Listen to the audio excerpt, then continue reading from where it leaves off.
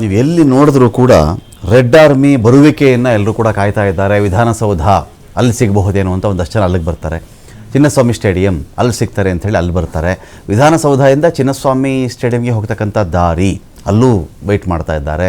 ಇನ್ನು private jet ಬಂದಿಳಿಯುವಂತಹ ಸ್ಥಳ HAL ವಿಮಾನ ನಿಲ್ದಾಣ ಅಲ್ಲಿ ಕೂಡ ಜನ ವೆಯ್ಟ್ ಮಾಡ್ತಾ ಇದ್ದಾರೆ. ಅಂದರೆ ಎಲ್ಲಿ ಆದರೂ ಸರಿ, ಅಂದರೆ 18 ವರ್ಷಗಳ ಕಾಯುವಿಕೆ ಇದು.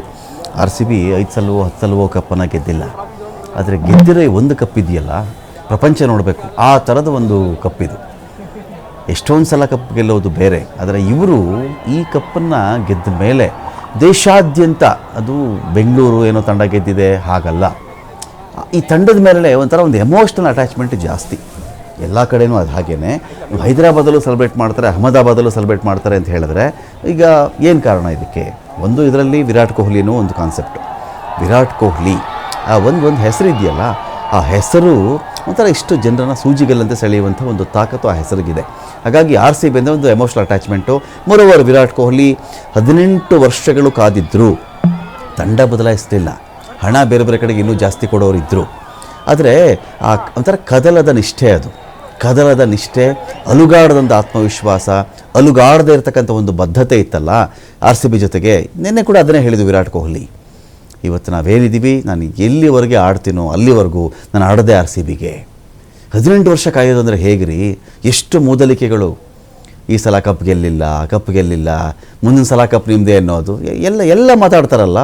ಎಲ್ಲವನ್ನು ಸಹಿಸಿಕೊಂಡು, ಟೀಕೆ ಸಹಿಸಿಕೊಂಡು ಇವತ್ತು ಗೆದ್ದಿರಬೇಕಾದಾಗ ನಾವು ವಿರಾಟ್ ಕೊಹ್ಲಿ ನೋಡೋಣ, ತಂಡ ನೋಡೋಣ ಅಂಥೇಳಿ ಜನ ಬರ್ತಾ ಇದ್ದಾರೆ. ಡೀಟೇಲ್ಸ್ ಕೊಡಲಿಕ್ಕೆ ಇದೀಗ LN ಸ್ವಾಮಿ ಇದೆ. LN ಸ್ವಾಮಿ, ಇದೀಗ ವಿಧಾನಸೌಧ ಹೇಗೆ ರೆಡಿ ಆಗ್ತಾ ಇದೆ RCB ತಂಡದ ಸ್ವಾಗತಕ್ಕೆ ಅಂತ ಹೇಳಿ?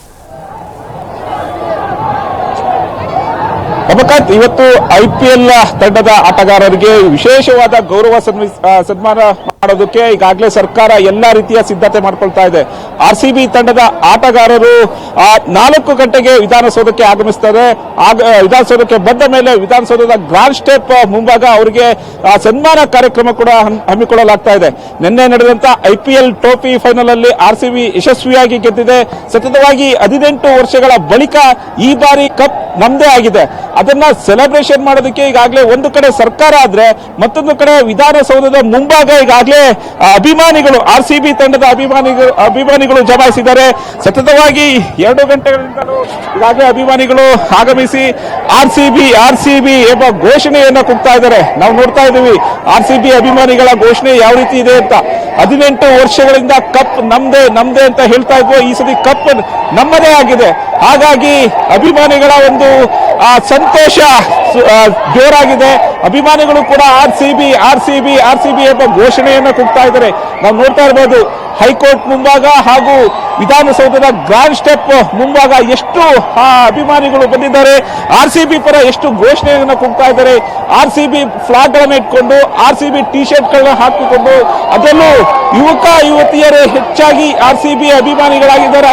RCB ಅಭಿಮಾನಿಗಳು ಇಲ್ಲಿಗೆ ಬಂದಿರೋದ್ರಿಂದ RCB ಎಂಬ ಘೋಷಣೆಗಳನ್ನ ಕೂಗ್ತಾ ಇರುವಂತದ್ದು. RCB ಆಟಗಾರರನ್ನ ನೋಡೋದಕ್ಕೆ ತುದಿಗಾಲಲ್ಲಿ ನಿಂತಿದ್ದಾರೆ.